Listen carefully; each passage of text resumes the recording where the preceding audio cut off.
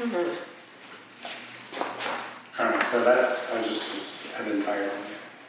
So, So you made brownies? so I made brownies. You should be tired more often. Break brownies. These are awesome. Nice compassion. Thank you. I like food compassion. Okay. So, first of all, I just wanted to sort of preemptively say, like, this is absolutely a discussion, so this isn't just me sitting here saying stuff. And don't feel, if you feel like you want to say something, barge in and just say it. Or you could raise your hand. Or give a little... The school started. Yeah, Mysticata. Because I really hate hearing myself talk, and I'm not really good at stopping and allowing silence to happen. I know I need to practice that. So, yeah.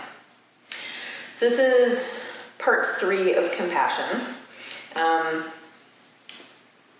Did either of you did you retake the self? I did not retake it. Okay. I told everybody no. Yeah.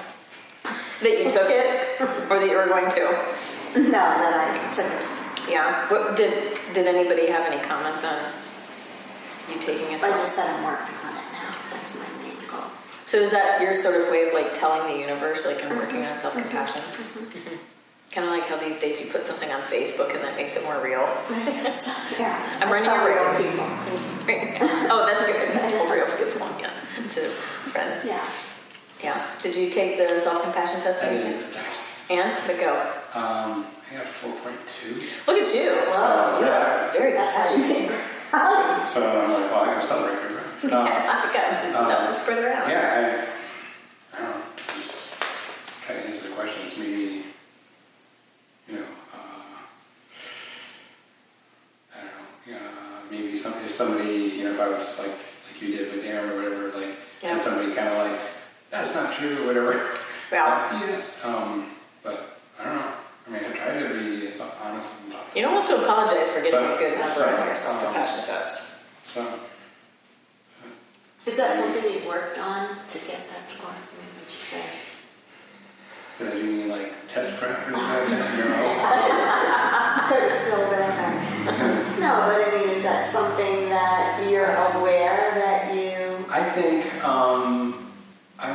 I think back as a kid growing up, and my parents they just had a very loving environment. I mean,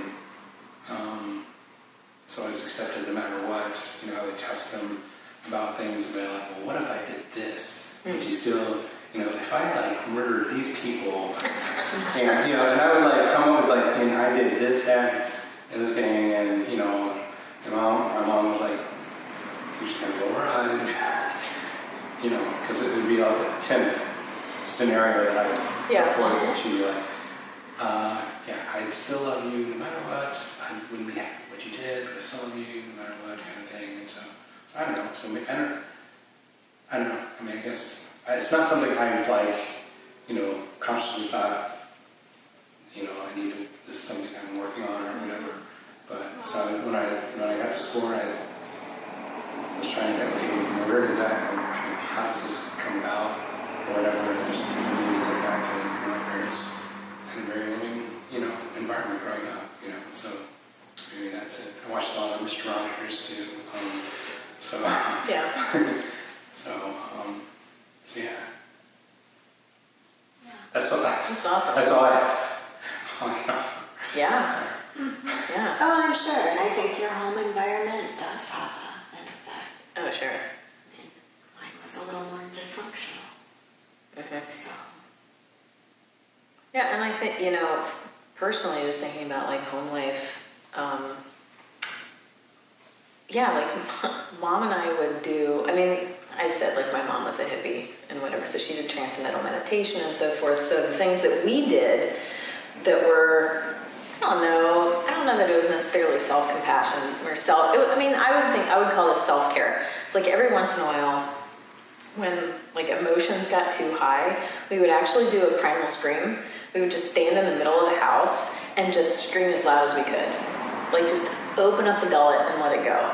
And that was our way of, that was me releasing my teenage tension and her releasing mother of teenage daughter tension. And that was our way of saying, all right, look, this sucks. We can't keep fighting. Instead of, and we were literally, there's only one time I actually was physical with my mother, and I regret it grateful a lot. But we were never physical with each other other than that one thing. And we just screamed all the time, like just contained screams. But otherwise, there was no yelling in the house. I highly recommend Primal Screams. However, I do recommend you tell your neighbors that that's something that you do. I was just thinking, what did your neighbors think about Could that? backfire. They already thought we were weird, so they're just like, oh, that's Berg and Michelle. At it again. And did either of you practice the Nikon, or however you might pronounce that, properly in Japanese? Somebody is more than welcome to correct me on that. Didn't practice Nikon? Okay. I did listen to the pirate NPR thing, which was Yeah. pretty interesting. Man, what an ordeal that guy. Oh. It's like, Yeah. it's insane, but yeah. And related to his story, I remembered one of the books that I was reading, one of the yoga books I was reading, and I can't remember because I have 5 going on right now, but in the chapter I was reading brought up the story that I was talking about. It was actually the Dalai Lama's personal physician, had been held as a prisoner of war by the Chinese. And once he was let go, the Dalai Lama asked him, what did you do to keep yourself alive? And because apparently other younger monks had been tortured, and they, like, I guess not gave up secrets, but they talked and they didn't survive. How did you survive? And he said, I didn't allow myself to hate my captors. And he meditated. And he was he was an older monk who was more practiced in, the kind of loving kindness meditation and just meditation in general. So that's what saved him. So it was the Dalai Lama's position. Yeah, that was really neat. When he started doing yoga and started wanting to do it with him. And they were bringing him pieces of cardboard to like do yoga with him as he was like practicing.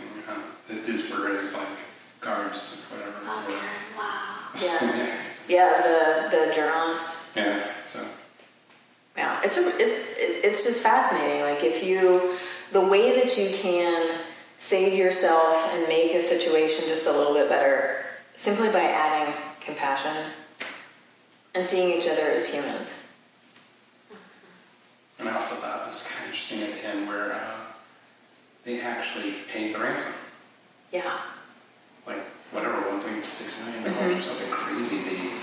His mother back here in the United States, raised all this money and Yeah. so. Because we're not in the business, the government isn't in the business of paying ransom. Yeah. But not to make it any less or different or whatever, but the ransom was originally higher. It's like $20 million. Yeah. Whoa. Yeah. As of 1.6, wasn't it? Yeah. Right. Wow. Yeah. I got it down to just a weird one.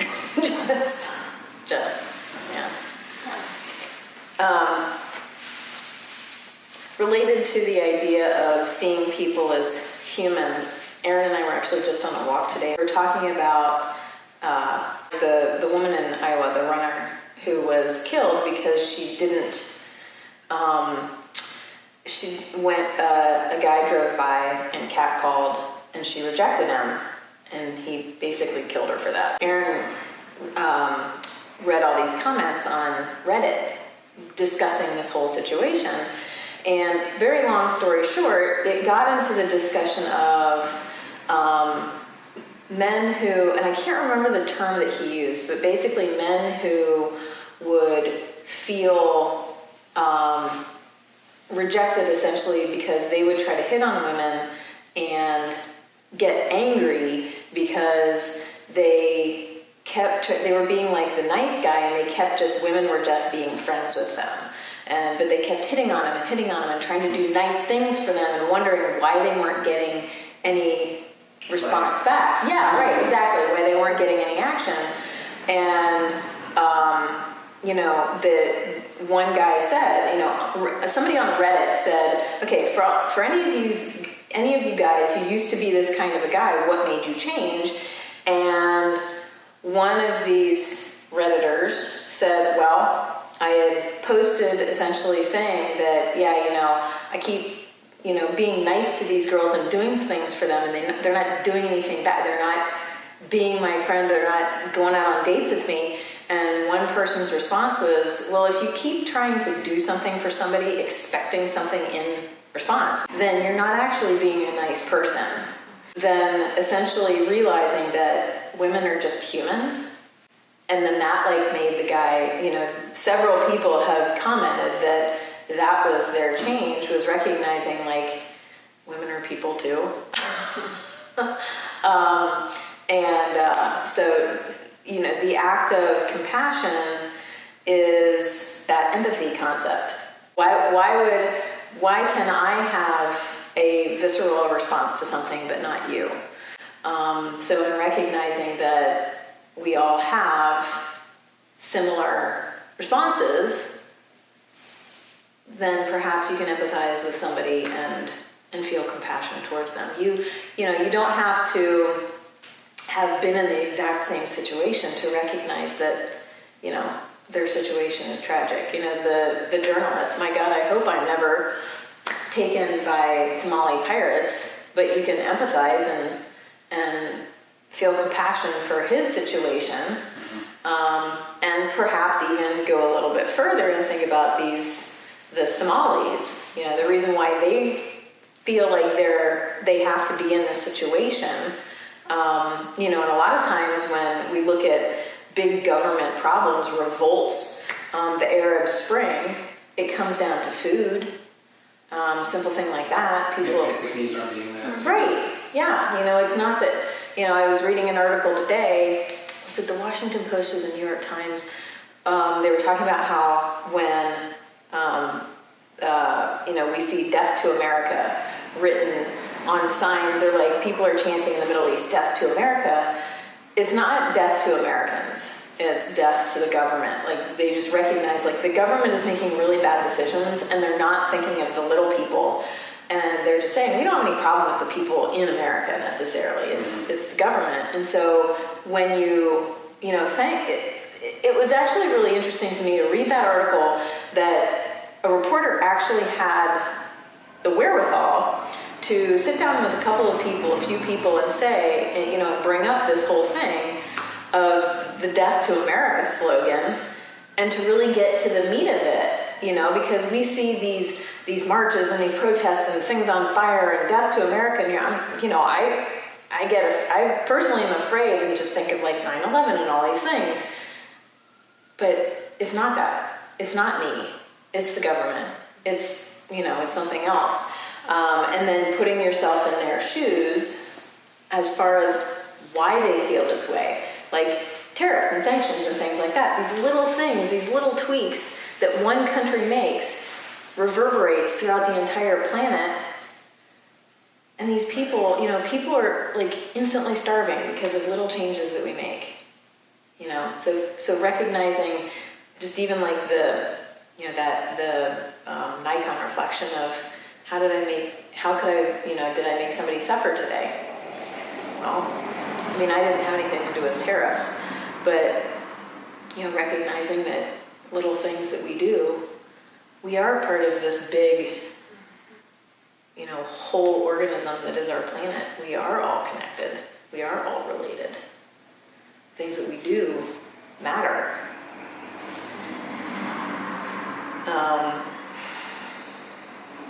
And I posted in the Patreon comments for part 2 of the compassion, the one that we did last week. One of my favorite quotes is by Mother Teresa. And if there is no peace, is because we've forgotten that we belong to each other. And, you know, as I wrote in the thing, like every time I even say that or read that, like it makes me want to cry, because the word belong is such an important word. You know, I've had this conversation with several people about, you know, what if you don't have a religious belief? Where do you go to? Like, I don't go to church. I don't have a church. So, you know, people who go to church, they belong to a church. That's what they say. That's what you say. So what do I belong to? Of course, so that's why I've got a yoga studio. This is sort of like my church, for lack of a better word. Get people who are like-minded, similar concepts, you know, people were sort of looking to feel better, be better. But, you know, if you don't have that, where do you belong? You know, and so many people just want to feel that sense of belonging. And that sense of belonging, if you break that word down even further, I mean, what does that mean? It's not just that I want a place to go on Sundays, but it's the human connections that are made there. And I don't necessarily have to agree with everybody in the place that I go to. You know, it's like the concept of Cheers. You know, just going to some place where somebody knows your name. That's that you sound funny to my When I was, yeah. And then you bring it up. That's weird. Yes. Get out of my head. And now you'll think of it all night long. Yeah. But that's so true. Yeah. And that's one of the reasons why, you know, it's very important to me to, you know, when I'm writing down the student lists or whatever, like, not only do I legally, I need to have names or whatever, but like also for me, being able to, is like, there have been a couple of students that it's crushed me, that they've come in, they've had class, and I didn't get to say their name as they were leaving. It's very important to me because I know personally, number one, because I have a unique name, and my name is not on mugs or stationery. So it's really important for me to say somebody's name when I see them, or when they leave. Everybody likes to hear their name. You like to see it printed. You like to see pictures of yourself. You know, all of these things. You just want to be acknowledged. And so that word belong, you know, is very important. It's a very important word to try to make happen and make space for that feeling of belonging. So anyway, so that's why that's my favorite quote, Mother Teresa.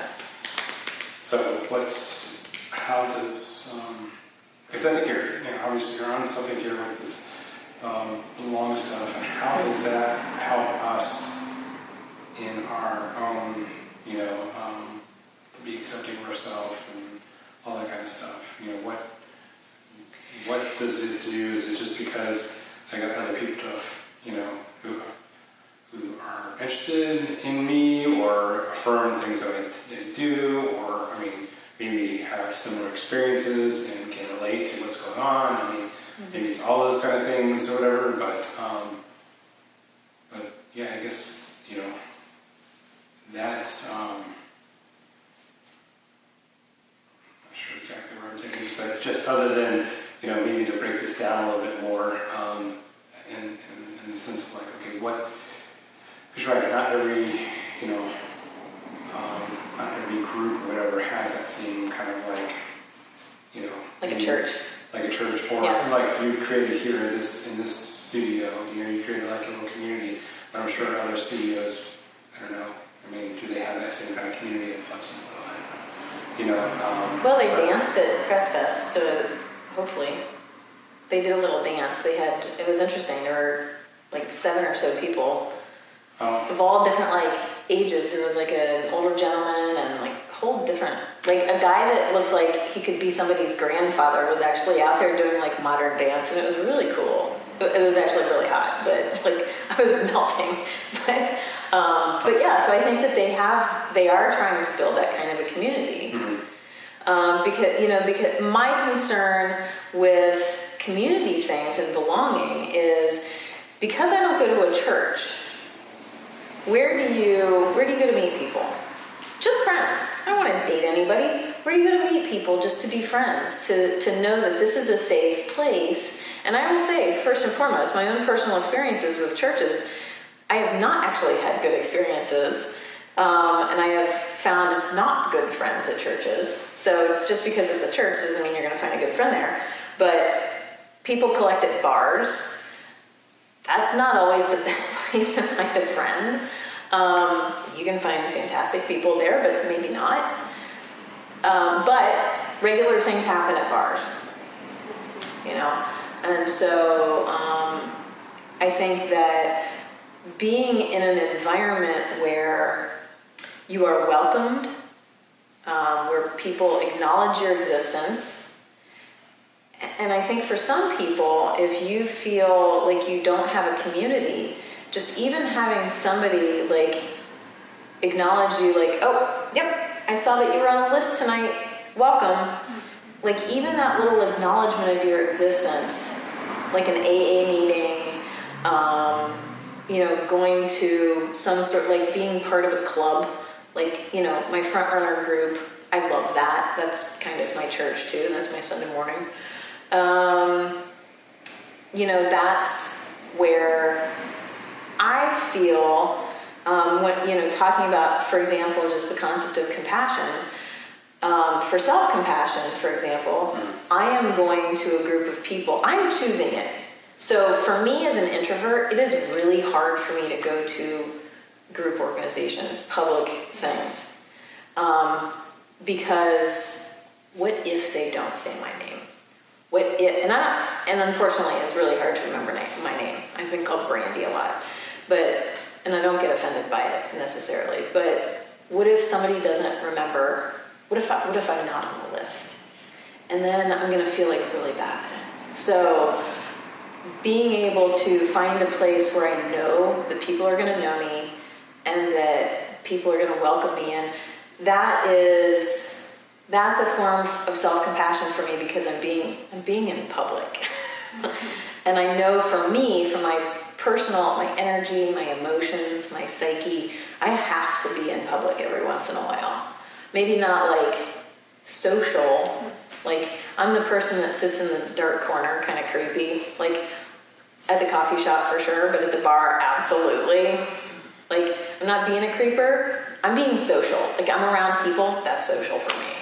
But that's my self-compassion, because if I were to stay at home and go into that rabbit hole, that abyss, then that's where I just sort of like spiral and spiral and spiral. So that's my form of self-compassion, is purposely putting myself out there into groups where I run. These people run. We're going to run together. And sometimes I don't have to talk.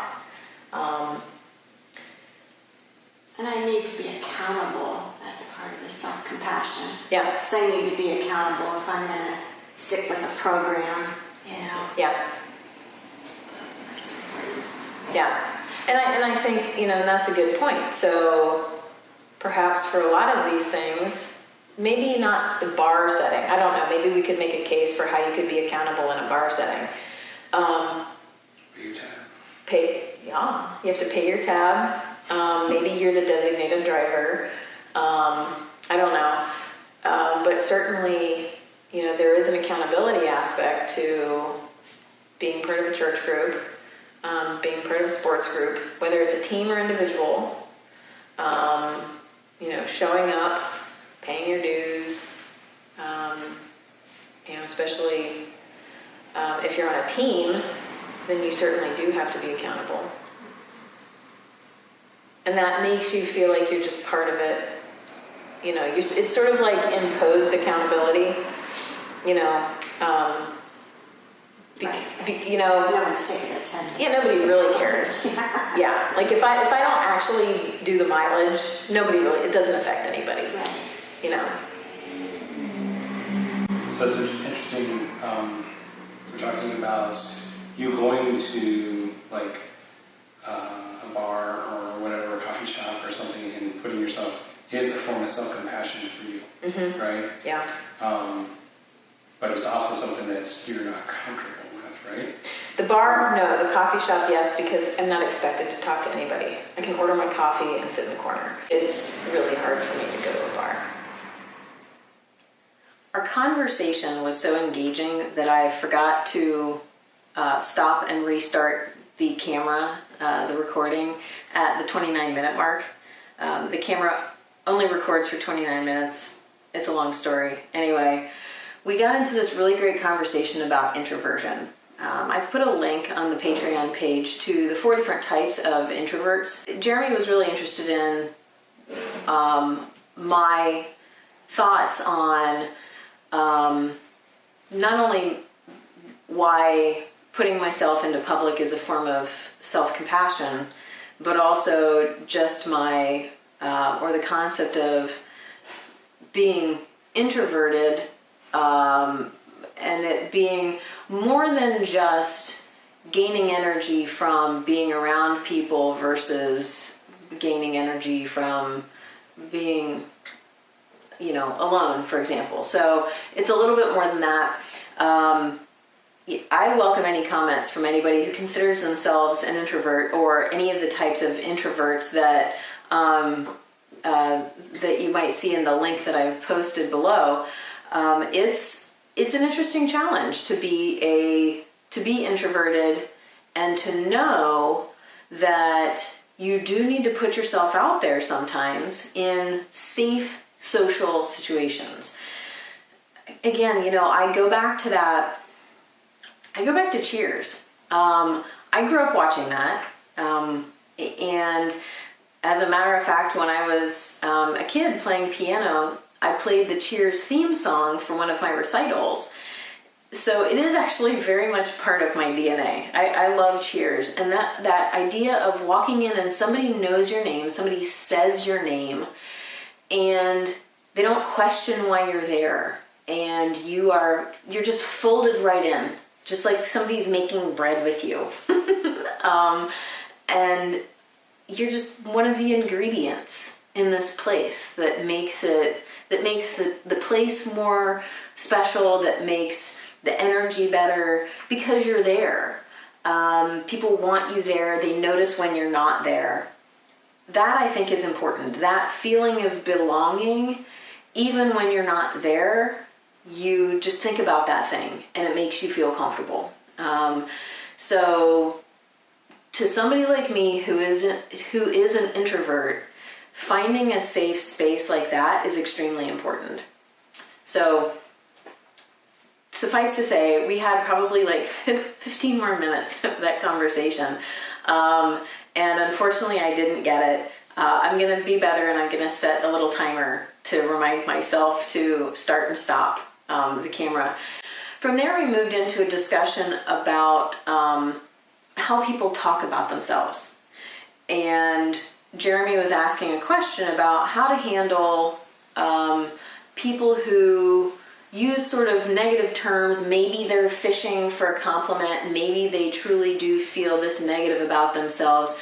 So that's where this next part of our conversation went, is similar to the idea of an introvert, but don't be fooled by extroverts. Just because they are maybe more boisterous or seemingly social, that doesn't mean that they have a solid self-confidence.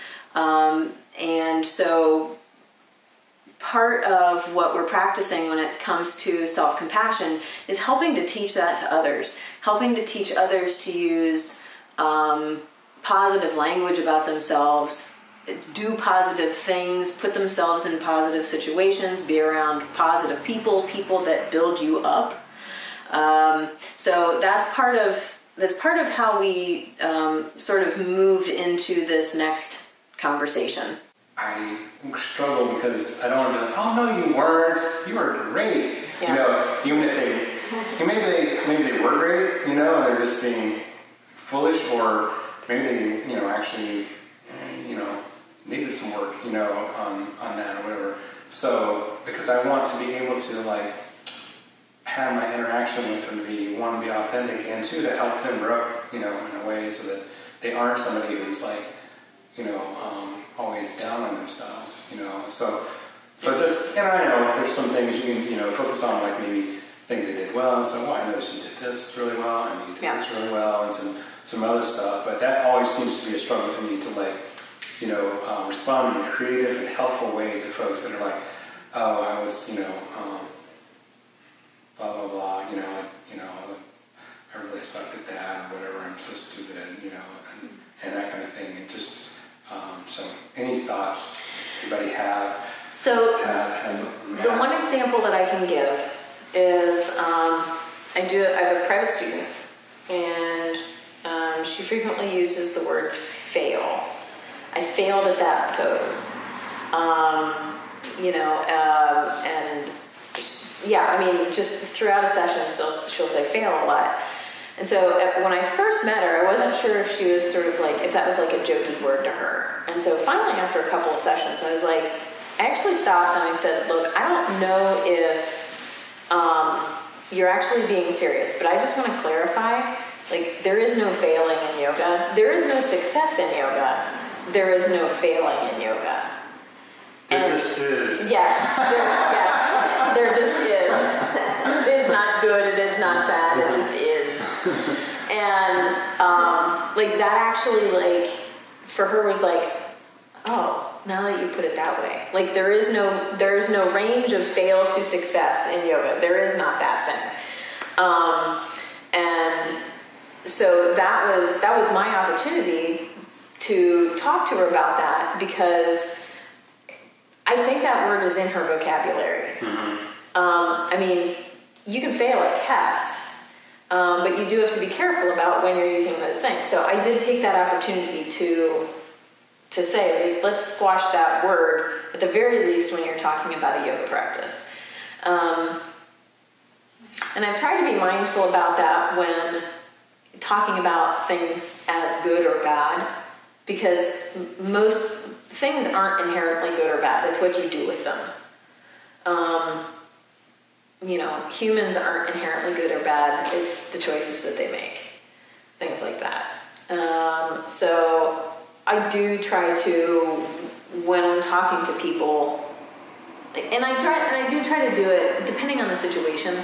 I try to do it in sort of like a lighthearted way when somebody is talking about themselves, like, oh, okay, how about not stupid, but how about, so I kind of, and that's, it's very, very moronic. How about that? Yes. But I think that's, one of the things that I have sort of learned in my teaching style is, in my personality style, is to bring a little bit of humor into something, to sort of soften the information that I'm giving somebody. I mean, not to be completely slapstick, but to sort of soften it up a little bit and be like, I did that same thing too, and it didn't go as well as I had expected. So maybe I take that situation, wrap it up in my experience, and show an example of how I would have described my quote-unquote failure or stupidity or whatever. And that in turn, I think, becomes a teaching experience for myself. Our students are always our best teachers. You learn from your students. You learn by teaching. And so truly I have learned more self-compassion by teaching self-compassion, because it's a reminder. So yeah, I would say, whatever's comfortable to you, but. So one of the things I'm required to do for my teacher training is due on Friday. So twice in my head. Now. We were supposed to sit with one of the Yoga Sutras or one of the Niyama or Niyamas for a month and kind of journal about it, and then we have to turn it into paper with a reflection on it. So.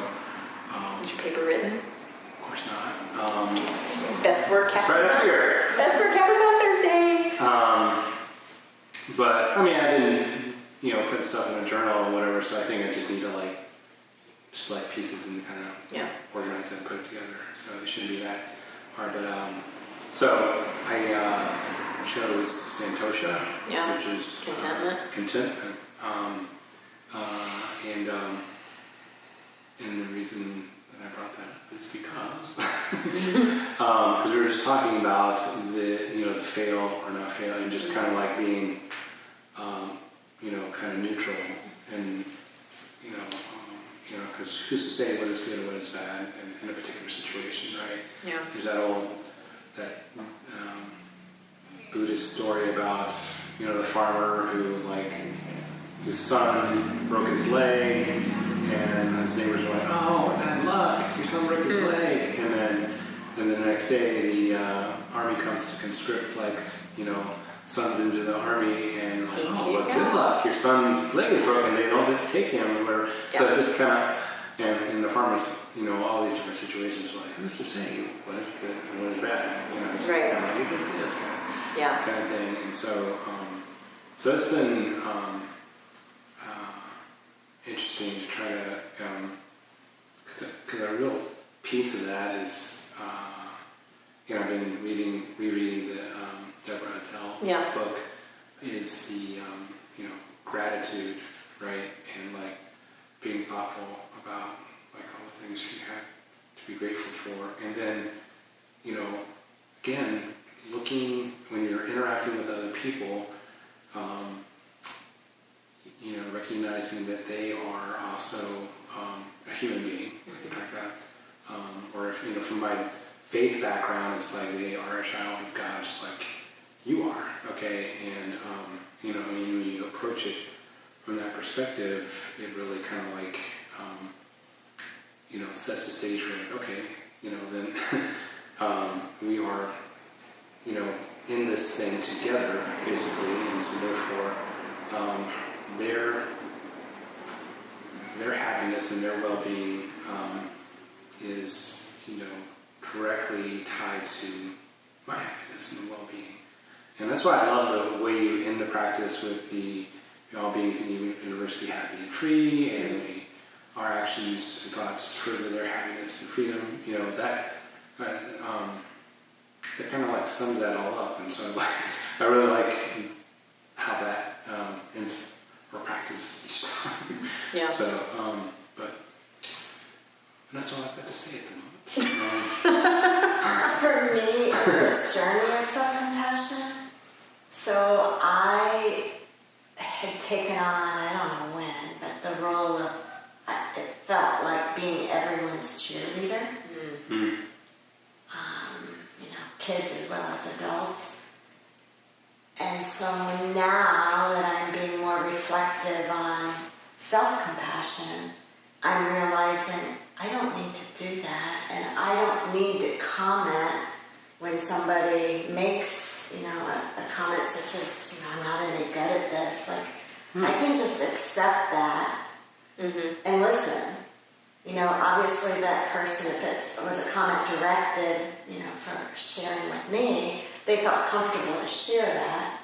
So I'm being compassionate by listening, but I don't have to say now anything. And that is again, I guess for an introvert, that's such a treat. Yeah, I see. I don't That's very understand. freeing, yeah. Yeah. Hmm. And it's just something new I've been working on this summer, but I think that's an interesting challenge for you, and practice for the person talking to you, because I think a lot of times people are looking for a compliment. Correct me when I say that I did something stupid. I'm looking for a compliment somehow. But when I don't get it, when you don't say, "Oh no, you were great. Oh no, that dress doesn't make you look fat," whatever, then I need to stop. That would give me pause and think, oh, maybe I should think about what I said, or maybe she agrees with me, okay? Or so it's my saying those words is sort of like a self-fulfilling prophecy. I'm going to make it true, or I'm going to fix it. Because I recognize that, if if you really do think that I'm whatever negative thing that I just said, then probably I should work on that. Or if you don't correct me, then maybe I will actually think about that and be like, maybe I shouldn't have said it that way. So that's a good way of doing that. Just And then the double whammo is like, again, being someone that, cares what other people are thinking about me. yeah. Which is not self-compassion. It's like, oh gosh, maybe I should have said something. But it's just kind of been a joy just to keep my mouth shut. So, what kind of responses have you gotten in situations like that from people, I'm interested, you give no response at all, or you shake your head, or you just... Well, one is a neighbor, and, I used to think that I need to be helpful and to obviously listen, but then help her solve whatever dilemma is. And I tried it the other night walking, and it was also more maddening to try to help her solve, because she wasn't we weren't thinking the same way. And she's like, thank you. This happened the other night. She's like, thank you so much for listening. I feel like you were so helpful. Just listening. Just listening. Yeah. Which was kind of cool. And Sometimes that's all that people want. yeah. Unless they actually say, hey, can you help me with this? Maybe they just want somebody to unload on. Right. And then other friends that are, not as interested in yoga and the yoga lifestyle, and I've just listened as well. And just tried to accept where they are. Mm-hmm. But when you listen, is it kind of active listening, like you? I'll replay. Okay. Interesting. Yeah, I've had this conversation, sometimes with my estranged, where in the past when because she is a very verbal processor, and she's pretty extroverted too, and so I would come home from work and she'd just be like, "This is my day," and I'd be like, my head would be spinning or whatever, and I'm trying to take it all in or whatever, and then there would be problems in this thing, and I'm trained as an engineer, okay, because I'm trained as a problem solver, Yeah. right, and it's also, I think, something that's just ingrained in males or something like that, where when people come to us with problems, we try to solve them or whatever, and then it took a while for us to come to realization that, because I always been like, why don't you try this, why don't you do that, you could have done, and that never really helped the situation, and then as our relationship matured or whatever, then it came to the realization that she just needed me to listen. Yeah. Yep. That's all she needed me to do. Okay, and it was hard sometimes because, like I said, I'd love to try to solve problems, and so I'm like, oh, she could have done this. Yeah. Yeah, and so I'd be like, okay, and just kind of do that active listening and just respond back. Now there were those occasions when she actually was looking for Yeah. and I'd be like, oh, okay. And go. Okay. Yeah. I'll turn that program on. Yeah. But and then there'd be situations where the roles would be reversed, and I would be like, I'm trying to figure out, what is going on with this, or whatever, and trying, and she would not be like, help me solve that problem, Right. It would just be like, like, that's not enough, and so, so I don't know if that's, that's the whole, isn't that the whole idea of the book back a while ago, Men Are From Mars. Yeah, is that the whole idea from that book or something? I think the answer is everybody communicates differently. Everybody wants to experience love differently and expects love differently. And so it really just comes down to, we just need to learn how to be better communicators. Because I truly, like what you just said, like, I don't know if it's a man thing to want to fix everything. I mean, I can tell you personally, like, I want to fix everything. Like, I don't feel like I'm God, like I have the answers to everything, but I want to help people all the time. And sometimes helping is letting them do it themselves. Boy, have I learned that with Aaron. He has to figure it out for himself. So, yeah, I don't think that it's a guy versus, I think that you would find that same thing in a lesbian relationship, you know? It just comes down to communicating. And so, for example, like in a situation where you're saying, I can't figure out blah, blah, blah, blah, blah, sometimes people just need you to be like, what do you think? Like being like straightforward, like, can you help me with this? Because there are plenty of times when Aaron's been like, oh my God, I just can't figure out blah, blah, blah. And I'm like, I can't help you, buddy, because I don't know anything about 3D printers. You know, like, sounds like you need YouTube. But yeah, I think sometimes, and Aaron and I have had those conversations where it's like, okay, do you actually want me to help you with this, or do you need to figure it out? Like, we've actually said that out loud. Like, you just let me know, I'm going to be in the kitchen. Yeah, we've that. You know, for sure. Too. Yeah. Yeah. Like, it's just one of those where I help you, or it's just one of those where I'm just like nodding my head. That's Right. helpful, though. That kind of needs to be said. Yeah, and I think, because truly, I think, you know, men and women, I think people just sort of have that thing where I expect you to be psychic a little bit thing. You know, I don't think, right? I don't think that's a man versus woman thing. I absolutely just think that's a human thing. Like, we just need to communicate better. Well, thank you for watching or listening if you're on SoundCloud.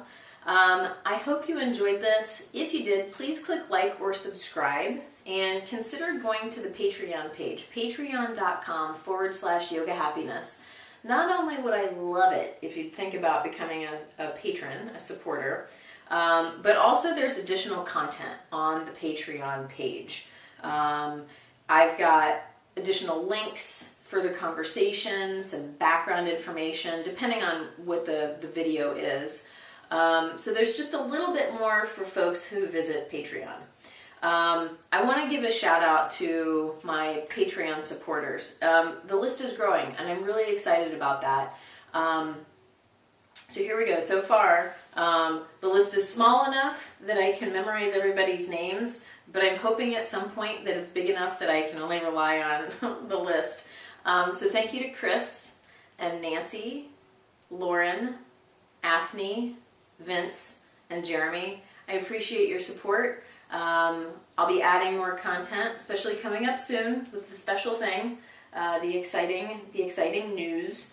I do hope to be streaming. So that's part of the exciting news, is that I hope to be streaming my morning classes coming up here in the next couple of months. And those streaming classes will be free, but they will only be available to Patreon patrons. If you have any suggestions about upcoming topics, please let me know. I think what we're going to do for September is the topic of happiness, and we're going to roll it up with the with Santosha, contentment.